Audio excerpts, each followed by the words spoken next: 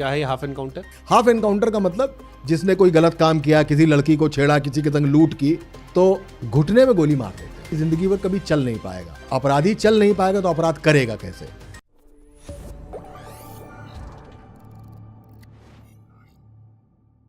नहीं, half encounter में थोड़ा क्या है ये half encounter? Half encounter actually ये पुलिस की एक टैगलाइन हो गई, हाफ एनकाउंटर। हाफ एनकाउंटर का मतलब जिसने कोई गलत काम किया, किसी लड़की को छेड़ा, किसी के संग लूट की और मुठभेड़ हुई, तो घुटने में गोली मार देते हैं, कभी एक में और कभी दोनों में। घुटने में गोली मारने के पीछे का मकसद होता है कि जिंदगी भर कभी चल नहीं पाएगा, और जब अपराधी चल नहीं पाएगा तो अपराध करेगा कैसे? उसको हाफ एनकाउंटर की एक टर्मिनोलॉजी दी गई है यूपी पुलिस में, अखबारों में, टेलीविजन में, तो वो हाफ एनकाउंटर फेमस हो गया। आईपीएस और आईएएस भी हाफ एनकाउंटर की बात करते हैं कि हाँ त्रिपाठी जी, हाँ भैया एक हाफ एनकाउंटर हुआ है, तो वो हाफ एनकाउंटर होने लगा है, तो इसको हाफ एनकाउंटर बोलते हैं। तो हाँ, वास्तव में असद को बचाने की कोशिश की गई थी, लेकिन अतीक ने खुली धमकी दी थी। ओके। धमकी खुली दी थी कि अतीक जिंदा हैं, जिंदगी भर जेल में नहीं रहेंगे, जिस दिन जेल से छूट के आएंगे उस दिन सरकार को भी देख लेंगे और सरकार के बड़े नेताओं को भी देख लेंगे। यह धमकी बाकायदा फेस टाइम पे दी थी उसने। यह तो था, इसमें कोई दो राय नहीं।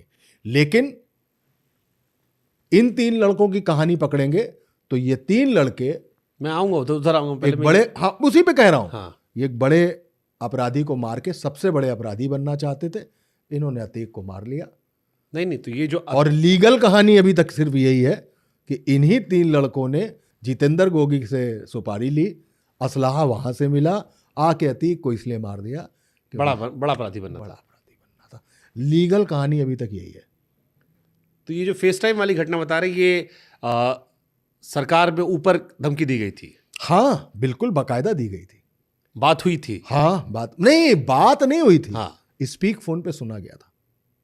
अच्छा, वो कहीं से रिकॉर्ड हुआ होगा? कहीं से रिकॉर्ड, किसी और के संवाद में ये रिकॉर्ड हुआ होगा कि अतीक ने ये कहा है कि अगर मेरा बेटा नहीं बचा तो देख लेंगे। नहीं बेटा नहीं बचा, बेटा मर चुका था। अच्छा, कि हमारे बेटे को मारा है ना। हाँ। ये मत सोचना कि अतीक हमेशा जेल में रहेंगे। अतीक आएंगे, सरकारें भी बदलेंगी, लोग भी बदलेंगे, हाँ, ये तो और अतीक तब आके मैं देखेंगे। विजुलाइज कर सकता हूँ जैसे आप बता रहे हो मुझे आवाज में। हाँ, का सोचा था अतीक जिंदगी भर जेल में रही हैं। अतीक जौने दिन आए ना, अतीक वही दिन मार के ढेर न कर दी तो नाम अतीक अहमद नहीं, मूछे नहीं, हम कुत्ता के बर्तन में खाना खा। अब मैंने इसके बीच में बीप निकाल दिया है सारा, वरना वो एक सेंटेंस में 48 गालियां देता था और दो तीन हिंदी के शब्द प्रयोग करता था। बाकी ऐसा है। अतीक को मारने का प्लान कब बना, कब डिसाइड हुआ कि इसको यहाँ भी खत्म? क्योंकि ये धमकी वाली बात आ रही थी कि बेटे के मौत के बाद अतीक बौखलाए थे, वो शांत हो गया था। उमेश पाल की हत्या के बाद तय हो गया था कि अतीक अतीक को भी मार देंगे। पंजाब से तय हो गया था कि अतीक मार दिया जाएगा। क्योंकि बहुत सारे लोगों को लगता कि ये शायद ये नहीं होना था। असद तक घटना थी, वहां तक मैसेजिंग थी, अतीक का नाम नहीं था। नहीं था। दोनों भाई अतीक को पुलिस ने मारा ही नहीं। अतीक को तो 3 बाहरी अपराधियों ने आके मारा है ना। Getting my point? हाँ। 3 बाहरी अपराधियों ने आके मारा है। तो अतीक अगर खुलेआम इलाहाबाद की सड़क पर एक वकील को मारेंगे जो राजू पाल की हत्या का गवाह होगा, मुकर चुका होगा, वर्तमान में भाजपा का सदस्य होगा, फिर भी एक आम नागरिक इस तरह से मारा जाएगा सीन क्रिएट करके जैसा फिल्मों में दिखाया जाता है, तो Gabbar will not come back. Gabbar कोई और है। सड़क पे मारे थे, सड़क पे मारे जाओगे। सड़क पे मारे थे, सड़क पे मारे जाओगे। वो प्लानिंग हो गई, पंजाब से होती, रोहिणी कोर्ट से होती हुई यूपी आती है, बुंदेलखंड में ट्रेनिंग होती है, और ट्रेनिंग करके 3 लोग मिलके मीडिया का भेष बदल के मार देते हैं अतीक को। सरकार पर बड़े आरोप लगे थे। हाँ, एक परसेप्शन बना था उस वक्त जो अखबारों में था, क्योंकि जैसा आपने कहा कि असद वाली घटना या उसके असद वाली घटना के बाद खास तौर पर यह परसेप्शन था कि क्या अतीक की गाड़ी पलटेगी। पहली बार टीवी कैमरों पर अतीक को पेशाब करते हुए दिखा दिया गया था। हाँ, जैसे आप कह रहे हैं ना कि बहुत सारे लोग अभी भी कहते हैं कि ठीक मारा गया। हाँ, तो बहुत सारे लोग अभी भी कहते हैं कि स्टेट स्पॉन्सर्ड एनकाउंटर है वो, लेकिन पुलिस ने उसमें हाथ नहीं लगाया है। बाहर के लोग आए और बाहर के लोग मार के चले गए। हर लगी ना फिटकरी रंग चोक, ये लोगों का, जैसे आप कह रहे हैं, कंक्लूजन था ये। कंक्लूजन है लोगों का। एक तबका वो आया जिसने कांग्रेस से लेके समाजवादी पार्टी के उन नेताओं पर शक किया जो उसके जमीन के धंधे में पार्टनर था। हाँ, बहुत सारे मंत्री और बहुत सारे नेता, उन पर भी शक आया जो उसके जमीन, पैसे के इन्वेस्टमेंट उन्होंने कर रखे थे, उन पर भी शक है। सिर्फ 3 लड़के आकर यूं ही मार देंगे कि बड़ा बनना है, इतना छोटा आदमी तो अतीक नहीं था, इतना छोटा आदमी नहीं था। या जितना हमने दहशत की कहानियां सुनी कि 10-10 जज ने मुकदमा सुनने से मना कर दिया, ये आपने नहीं बताया था। 11 जज, 11 जज ने, 11 जजेस ने, और 12वें ने जब सुनवाई की तो अतीक को जमानत दे दी। जमानत दे दी। तो ये अतीक का दहशत था। मतलब जुडिशरी भी, ब्यूरोक्रेसी भी, विधायिका भी, कार्यपालिका भी, सब लोग तो उससे दहशत खाते थे। तो तमाम इस तरीके के परसेप्शन बने। कुछ लोगों ने यह भी कहा कि समाजवादी पार्टी ने मरवा दिया उसको, ये भी तमाम सारी बातें आई। तो ये हाँ, योगी पे आरोप लग जाएगा, योगी पे आरोप लग जाएगा, ऐसा कर देंगे तो योगी पे आरोप लग जाएगा। हाँ। बट अभी न योगी आरोपित है, अभी न समाजवादी पार्टी आरोपित है। वो तो परसेप्शन वाला परसेप्शन। देखिए, अतीक को ये सारी चीजें कैसे आती, मिट्टी में मिला दूंगा और मर गया। हाँ, तो इससे एक परसेप्शन बनता है। जेल में जहां बैठा है सबसे सेफ, गया कहां से, यूपी से। अब यूपी में कौन बैठा है, योगी आदित्यनाथ। कौन, इतने बुलडोज हो गए, इतने एनकाउंटर में मारे गए जिसमें ज्यादातर मुस्लिम है। ऐसा नहीं कि हिंदू, विकास दुबे भी तो मारा गया, लेकिन विकास दुबे मारा जाएगा भाई, 8-9 पुलिस वालों को मार दिया उसने। एनकाउंटर होगा, भागेगा तो मारा ही जाएगा। लेकिन वो सबसे सुरक्षित कहां महसूस कर रहा था अपने आप को, गुजरात में। जब जब चुनाव होते थे, अतीक, जैसे राम रहीम अपनी फरलो लेके आ जाते हैं, वैसे अतीक भी बेल लेके आ जाता। कानपुर से चुनाव लड़ने चला गया था अभी, और मैंने तारीफ, थोड़े सॉफ्ट टोन भी देखी थी उनकी मैंने। ठीक। तो वो वहां जाते हैं, अतीक निकलता था, बेल मिलती थी उसको, जाता था वो वहां पे।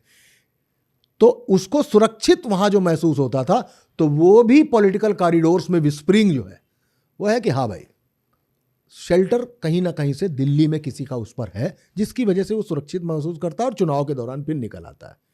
एक चीज और है, अतीक की हत्या के महज 3 दिन पहले अतीक के करीबी बिल्डर्स, जमीनों के कामधाम देखने वाले सारे लोगों का ईडी और इनकम टैक्स की रेड हुई। व्हाट अ कोइंसिडेंस, कितना शानदार कोइंसिडेंस है कि सारी, अब अगर इस पर मैं निकालूं कैलकुलेशन या शुभांकर जी इस पर कैलकुलेशन निकालें, तो हो सकता है कि वहाँ से floppies, CDs, pen drive, computer, files, ये सब निकलवाई गई हो सकता है कुछ लोग एक्सपोज हो रहे हो सकता है सियासत में कुछ भी इत्तेफाक नहीं होता। अरे it's a thrilling and political thriller is a very nice. Politics में कुछ भी हो सकता है, लगता ही नहीं कि कुछ होगा, लेकिन होने को सब कुछ हो जाता है। आज अफजाल अंसारी ने मुख्तार अंसारी की जो बॉडी बरी कराई है, जो कब्र है, दफन कराई है, उसमें वो केमिकल लगवाया है कि आज से 30 साल बाद भी मुख्तार अंसारी का पोस्टमार्टम कराया जाएगा तो जांच वैसी की वैसी खरी निकलेगी, कहीं कोई जहर तो नहीं दे दिया गया। तो एक परसेप्शन मार्केट में ये भी तो है कि मुख्तार अंसारी को स्लो पॉइजनिंग की गई, धीमे धीमे करके उसको मारा गया। उसके ऑडियो रिकॉर्डिंग आती है कि भैया हम बीमार होते चले जा रहे हैं, अब हम खड़े नहीं हो पाएंगे। थ्योरी है, पर डॉक्टरी की रिपोर्ट देखेंगे तो मुख्तार अंसारी तो हार्ट अटैक से मरा है। तो फिर अफजाल अंसारी ने क्यों केमिकलाइज कराया उस बॉडी को, क्यों 25 साल 30 साल वो इंतजार करना चाहता, क्या करना चाहता है? तो इनके यहाँ चिराग जलाने वाला कोई नहीं है। कुछ रिट हैं, कुछ जांचें चल रही हैं, कल को कोई चीज बाहर निकल के आती है तो हो सकता है, जैसे सीबीआई ने प्रूव कर दिया था कि डॉक्टर सचान जो नरचम कैंट में जिन्होंने 12 जगह से आर्टरी काटी, फिर 4 फुट की बेल्ट से कमोड में बैठ के फांसी लगा ली। मतलब 12 जगह से ये सब जगह से काटी और वो मरे नहीं, तो उन्होंने 4 फुट की बेल्ट खिड़की में बांधी, कमोड में बैठे और गर्दन ऐसे कर दी और मर गए।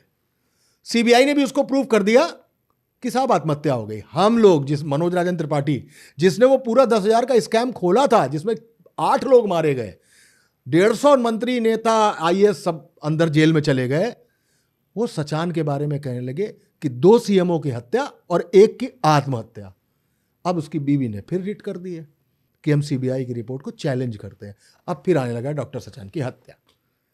तो आज कोई आत्महत्या, कल फिर हत्या होगी, ये आने वाला कल बताएगा, क्योंकि दो ही चीजें काम करती हैं। एक कागज आपको राहत दिलाता है, एक कागज ही आपको फंसाता है। तो कागज ही काम करेगा, कागज ही जिंदा रहेगा। ये कागज जब तक जिंदा है, ये चैप्टर क्लोज नहीं होने जा रहा। मैंने इस किताब में एक चीज बता दूं बस, मैंने इस किताब में एक एंकर छोड़ा हुआ है, एक आर्क छोड़ा हुआ है कि गुड्डू मुस्लिम कहाँ है? बांग्लादेश। बांग्लादेश। सर वो बांग्लादेश में ही निकला ना। ये किताब तो बहुत पहले आ गई है, अक्टूबर में आ गई थी, नवंबर में। गुड्डू मुस्लिम की लोकेशन तो अब निकली ना कि यहाँ के थ्रू वहाँ चला गया। तो क्या हुआ, गुड्डू मुस्लिम को क्यों आया गया? बोले उन 3 लड़कों का क्या होगा जो जेल में बंद है? तो कहता है भाग जाएंगे या किसी दिन मार दिए जाएंगे, फाइल क्लोज हो जाएगी।